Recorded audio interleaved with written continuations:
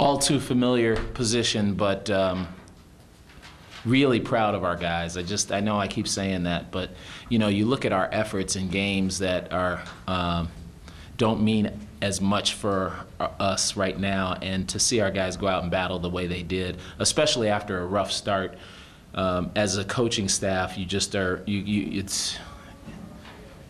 it's hard not to be. It's not hard. It's hard not to admire guys like that.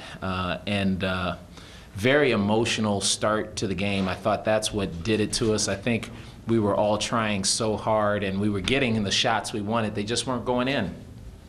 And I think if we make a couple of those early, then it's a little bit of a closer game where we're not fighting back and then have to kind of come up with some magic at the end. So with that, I'll open it up for questions. It'll probably be easier. Craig, could you just talk about, and Joe came in here was pretty emotional, I know it was emotional before the game, just what he's meant to the program, what well, where do I start? I mean, you know, all of you know how dire the situation was when we first started here, and Joe signed on, you know, almost immediately. I mean, we had to win him over, but I mean, it starts right there. You know, kids who nowadays want to go to programs that are already established because it's just an easier road, and Joe, boy, he could have gone to a lot of other places that have had some better recent history, and he chose to come to Oregon State, and he chose to play for me, and he's just gotten better every single season. And I know he claims that he didn't start listening to me until he was 2.5 years in, but he started listening before then. He just listened more later. And you know, that's a tribute to him, because you know, not everybody's going to have a chance to play professional basketball. Not everybody's going to have a chance to be a, you know, investment banker. But what you want to do as a person is you want to grow, especially during your college years. And he has grown into a man, and it's just heartwarming. It's heartwarming, and on and off the court, on and off the court. Did you know his father was going to be here? I did. Excuse me. I met his father last year in Utah, and I knew he was going to be here.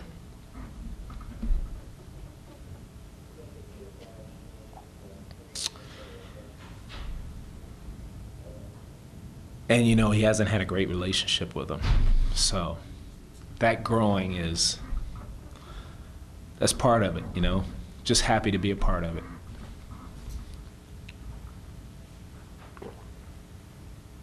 Craig, in terms of the basketball game, beginning the technical foul against you guys, and the irony of it coming down to 1 point. Can you explain what happened? Not Olaf's fault whatsoever, first and foremost. Guys dunk before the game all the time, before the refs come up. And you know, from what he told me, he was in the hallway and he saw it, so come on. But the rule's a rule. Can you talk about the technical you got? It seemed like you were yelling about someone grabbing a jersey. Yeah, he grabbed Olaf's jersey and pulled it all the way out right in front of the ref. And he gave me a tech for yelling it across the court. Some refs are more offended by how loud I can be. See, they don't realize I used to be a trader, so I had to yell all day long so people can hear me even when the band's going on. And some people take that personally. I will tell you, though, I am still 100% consistent. Whenever I get a tech, it's because I'm right. I have never been wrong and gotten a tech. You never get a tech for being wrong because it doesn't upset the person who calls the tech. You get techs for being right loudly. Talk about the final 4.3 seconds. I mean, well, way to put in order to talk about the final 4.3 seconds, I want to talk. I have to talk about how we got there. I mean, the fight to come back in a situation where, you know, you're playing what arguably is the hottest team in the league, and fighting against other odds, the emotions of the day. The fact that I'm, you know, get a tech. I know that affects the game. You know, affects the officiating sometimes. You're fighting against the other teams. The fact that they're an NCAA tournament bubble type team, and then to get it and cut it back, and Devon making those 2 foul shots, which isn't a guarantee, to get us to that 4.3 seconds or whatever it was. We just call a play that we have at the end of the game. When you only have that much time, you got to put the ball into only a couple of people's hands who can shoot off the dribble. So that's Ahmad and Roberto, and they were completely full fronting Roberto, so we knew they were going to let Ahmad get it, and then he was going to have to come up and pull up and shoot a shot. But that last play, I told them they can't get it wrong. As long as they don't turn it over, they can't get it wrong. You got the game to where you have a chance to win. Now you just got to try and win it.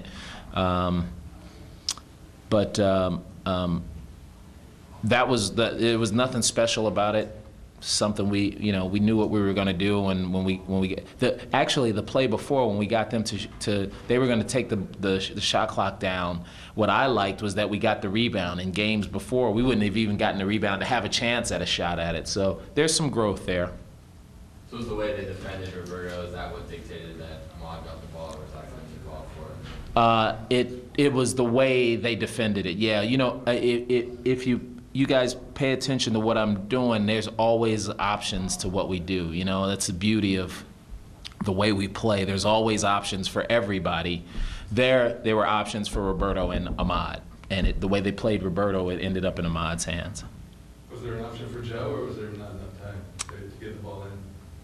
No, because he was taking it out. He's our best inbounder, so it was no way we would be able to get the ball, for him to get it and then run down. So, and we only, I don't know what I'm going to do next year, but he's the only guy we let take the ball out in situations like that.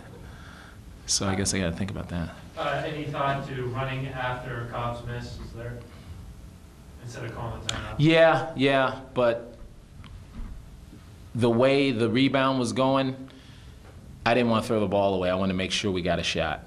Now, when I do run, then people say, any chance you call a timeout? So, can't have it both ways. You mentioned this is another in a series of tough losses. What kind of a toll is that taking on you? It's not as much as people think, and I got to tell you, Beaver Nation, I've gotten some of the nicest emails from people who are worried about my well-being, and that I finally shared that with the team, because apparently I don't read what you guys write, and I do that on purpose. But no offense, but apparently people were thinking that I might be on the ledge, and I've gotten some very, very kind and nice emails about me and about the team and about the players, and there's no toll being taken on me other than I want those guys to win, because I care about them and they work so hard. When you come out and see our practices every day, it's fun to practice with our guys. They practice hard, and they're trying their best to do what's right. Now, we've had some missteps off the court, but on the court it feels like this team they're starting to understand how much work it takes to be a really good team and win these close games. So the toll on me is fine. I mean, there is no real toll on me. You say that they're starting to understand now, but they should be at a point where they understand, shouldn't they, this far into the season? No, not necessarily. I don't know. Where are you from? I don't know who you are. What's your name? Go with Oregonian. Ken. How many games have you seen of ours? This is the first one live. Oh, okay. Well, so when I got here, we lost games by 20, right? Then the next year, we were down by 20, and then we'd come back. And then we'd lose by 12. Each year, it gets a little bit better. Now, we're in every game. Now you have to learn how to be in every game, because we're good at going from 20 to 8. What we've got to get good at is being even the whole game and then winning it. It's learned behavior. And while you may think they should know it by now, this is a process. And these guys would never ask me that question, because they've been around me. They've heard me say this.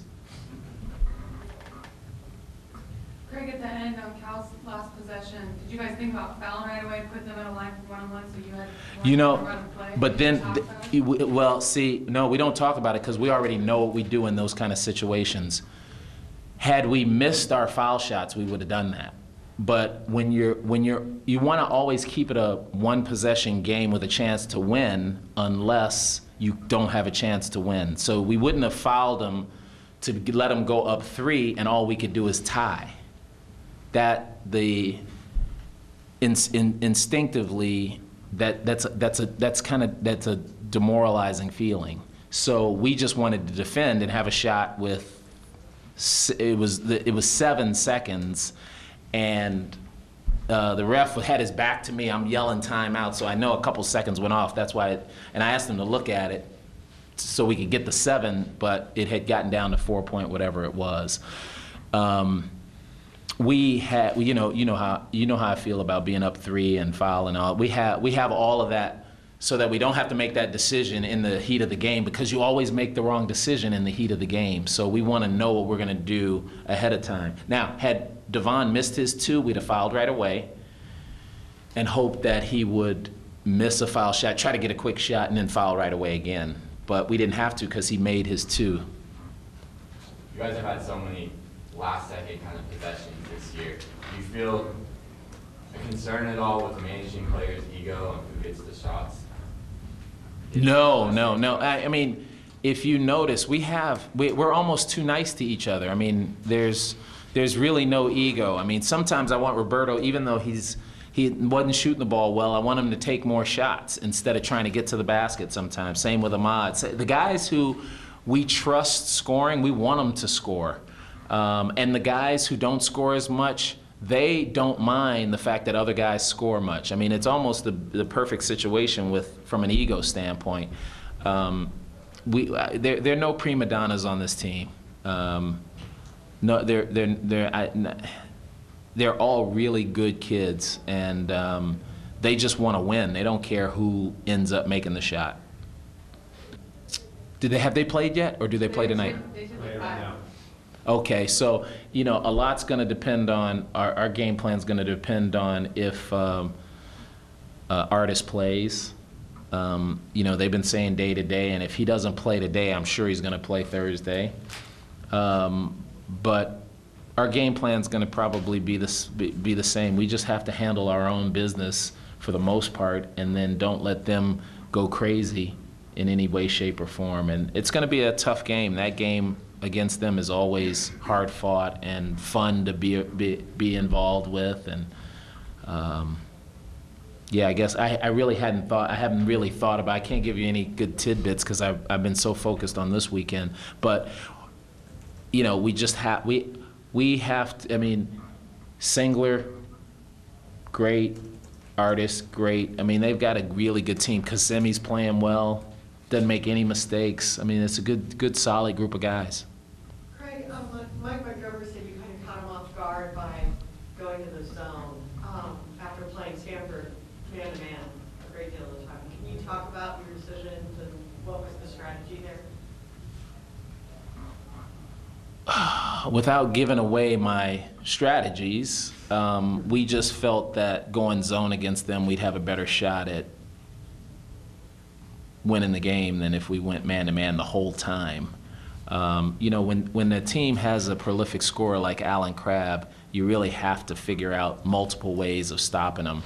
And I thought Eric did a good job on the man-to-man, and then I think the entire team did a good job in the zone knowing where he was.